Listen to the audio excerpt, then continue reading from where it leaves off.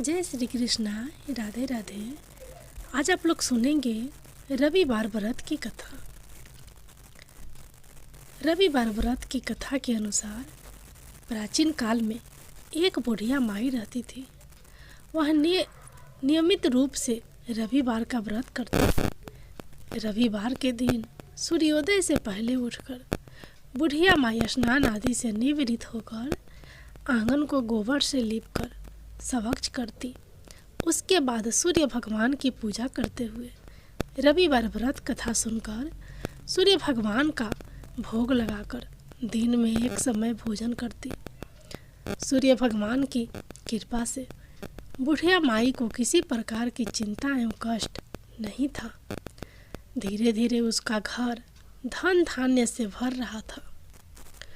उस बुढ़िया माई को सुखी होते देख उसकी पड़ोसन उससे जलने लगी। बुढ़िया माई ने कोई गाय नहीं पाल रखी थी, अतः वह अपनी पड़ोसन के आंगन में बंधी गाय का गोबर लाती थी। पड़ोसन ने कुछ सोच समझकर अपनी गाय को घर के भीतर बांध दिया। रविवार को गोबर ना मिलने से बुढ़िया माई अपना आंगन नहीं लिप सकी। आंगन ना लिप पाने के कारण उस बुढ़िया माई ने सूर्य भगवान का भोग भी नहीं लगाया और उस दिन स्वयं भी भोजन नहीं किया। सूर्यास्त होने पर बुढ़िया माई भूखी प्यासी सो गई। प्रातःकाल सूर्योदय से पूर्व उस बुढ़िया माई की आंख खुली तो वह अपने घर के आंगन में सुंदर गाय और बछड़े को देखकर हैरान हो गई। गाय को आंगन में बांधकर उसने जल्दी से उसे चारा लाकर खिलाया। पड़ोसन ने उस बुढ़िया के आंगन में बंधी सुंदर गाय और बछड़े को देखा तो वह उससे और अधिक जलने लगी। तभी गाय ने सोने का गोबर किया। गोबर को देखते ही पड़ोसन की आंखें फटी की फटी रह गई। पड़ोसन ने उस बुढ़िया को आसपास ना पाकर तुरंत उस गोबर को उठाया और अपने घर ले गई तथा अपनी गाय का गोबर वहाँ रखाई। सोने के गोबर से पड़ोसन कुछ ही दिनों में धनवान हो गई। गाय प्रतिदिन सूर्योदय से पहले उठ सोने के गोबर किया करती थी और बुढ़िया के उठने के पहले पड़ोसन उस गोबर को उठा कर ले जाती थी। बहुत दिनों तक बुढ़िया को सोने के गोबर के बारे में कुछ पता ही नहीं चला। बुढ़िया पहले की तरह हर रविवार को भगवान सूर्य देव का व्रत करती रही और कथा सुनती रही।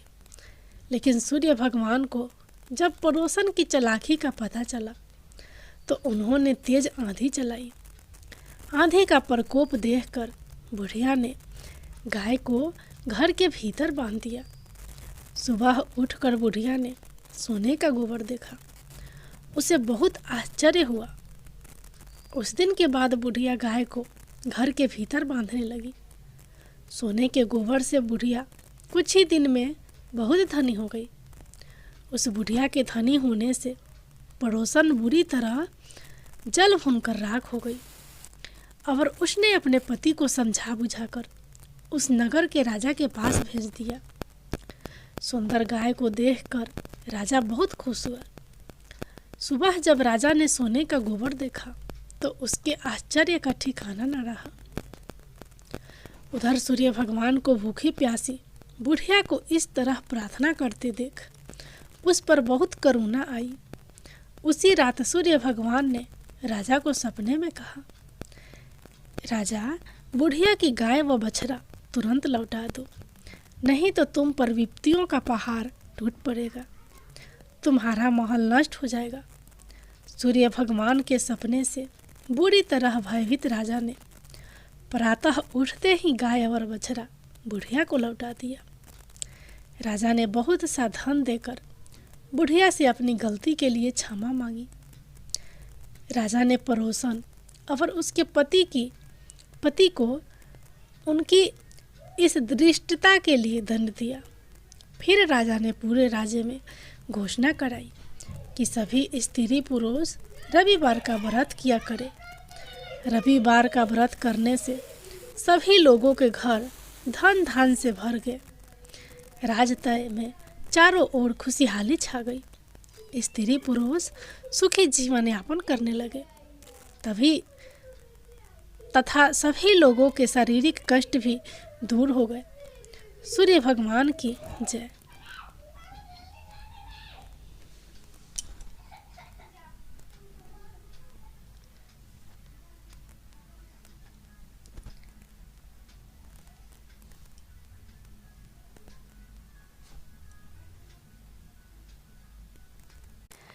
अब आप लोग सुनिए बहुत ही सुंदर गौ माता की कथा। यह कथा भीष्म पितामह ने युधिष्ठिर को सुनाई थी। एक बार लक्ष्मी जी ने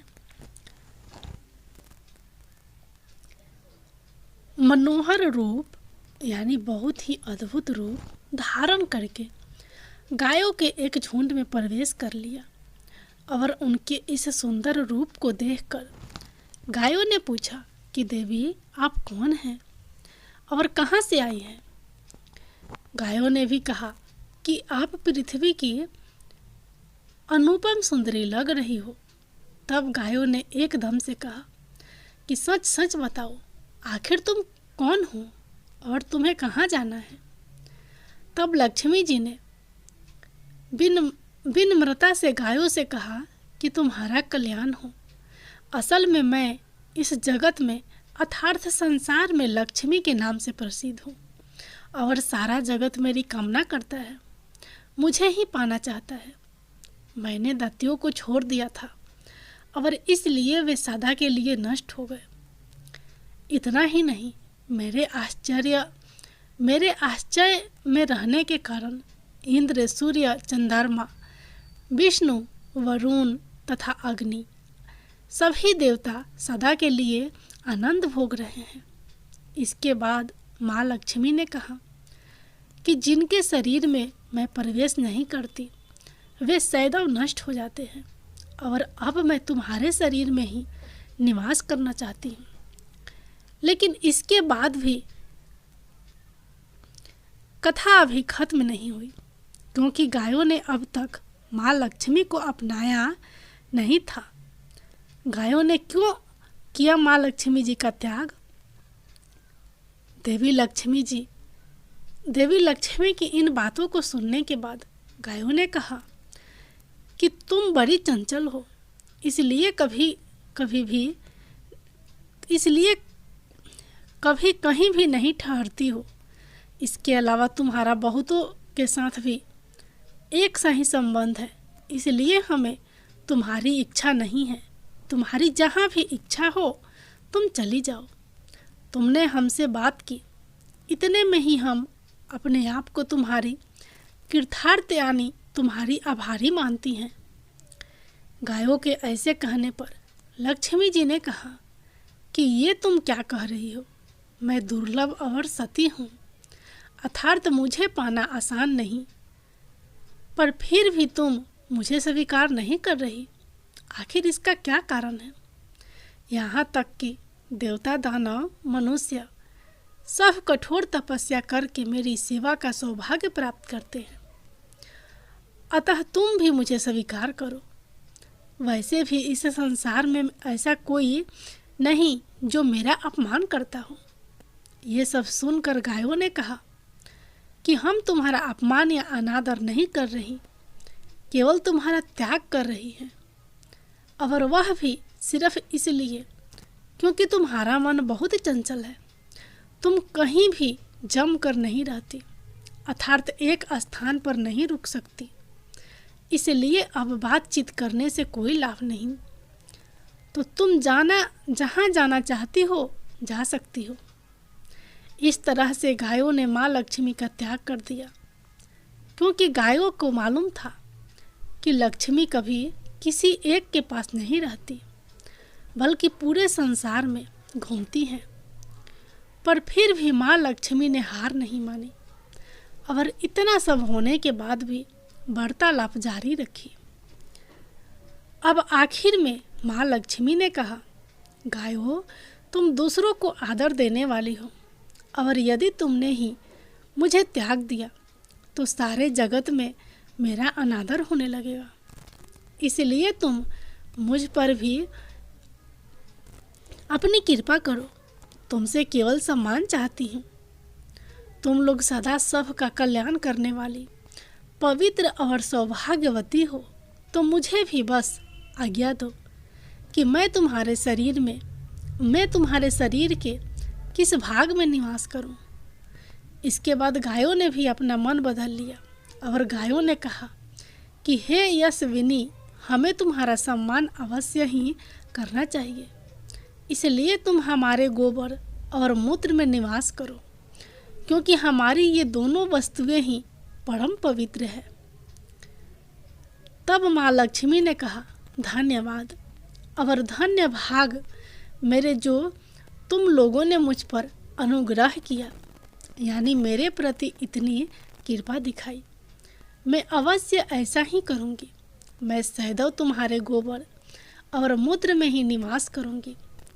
सुखदायिनी गायों, अर्थात सुख देने वाली गायों, तुमने मेरा मान रख लिया, अतः तुम्हारा भी कल्याण हो। बस यही वजह है कि गाय की इन दो वस्तुओं को लक्ष्मी का ही रूप समझा जाता है। गौ माता की जय। अब सुनिए गौ माता की अगली कहानी। गौ माता और राजा दिलीप की कहानी। राजा दिलीप का कोई पुत्र नहीं था, इसलिए वो अपने गुरु वशिष्ठ के पास गए। गुरु ने कहा कि तुमसे एक अपराध हुआ है, इसलिए तुम्हें पुत्र नहीं हो पा रहा। तुम्हारा अपराध है कि तुम एक बार देवता के युद्ध में मदद करके वापस लौट रहे थे। रास्ते में देवताओं को भी भोग और मोक्ष देने वाली कामधेनु एक विशाल वट वृक्ष के नीचे आराम कर रही थी, और अन्य कई गौ माताएं चारा चर रही थी। बस शीघ्रतावश तुमने अपना विमान रोककर नीचे उतरकर कामधेनु माता एवं गौ माताओं को प्रणाम नहीं किया, अनजान मार दिया।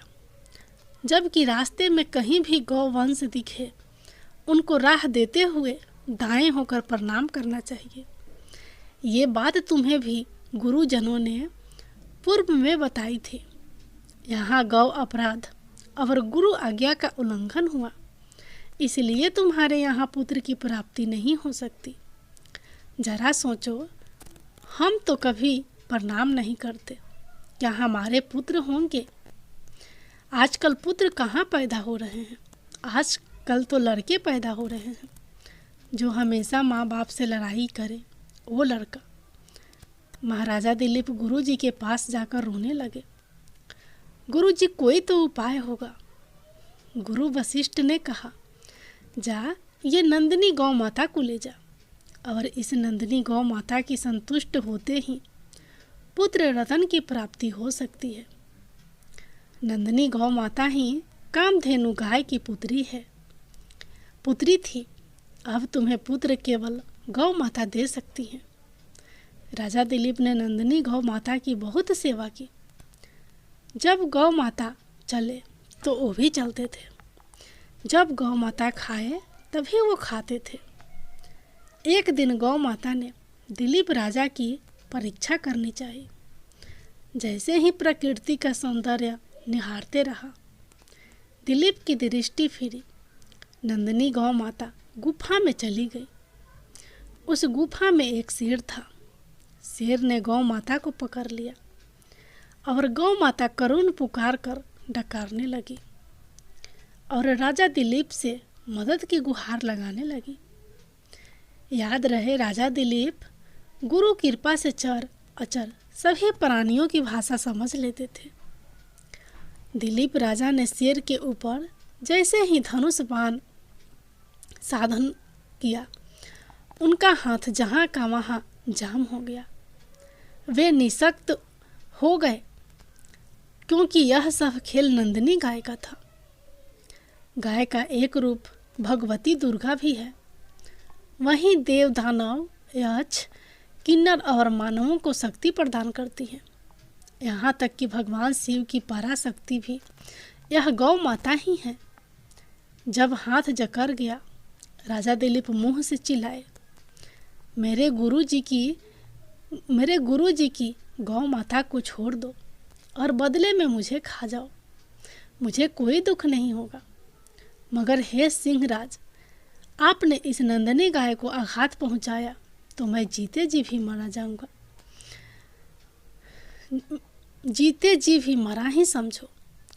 शेर ने कहा कि अरे तू तो एक राजा है, मुझे गाय को खाने दे और वशिष्ठ जी को इस गाय के बदले दूसरी 1000 गाय दे देना। क्यों ऐसी बेवकूफ़ी कर रहा है? दिलीप ने कहा, नहीं, ये गौ माता को छोड़ दे और मुझे खा ले। बस मैं और कुछ नहीं जानता। बस गौ माता हमसे इतना प्यार चाहती हैं। और गौ माता ने राजा से कहा कि बस मैं तुमसे प्रसन्न हूँ, मैं तो तुम्हारी परीक्षा ले रही थी। ऐसा कहकर गौ माता ने अपना समस्त वैभव राजा को दिखा दिया और राजा ने कहा कि मुझे पुत्र चाहिए। और गौ माता की कृपा से दिलीप राजा ने रघु जैसा पुत्र प्राप्त किया, जिनके नाम पर ही आगे रघुवंश चला।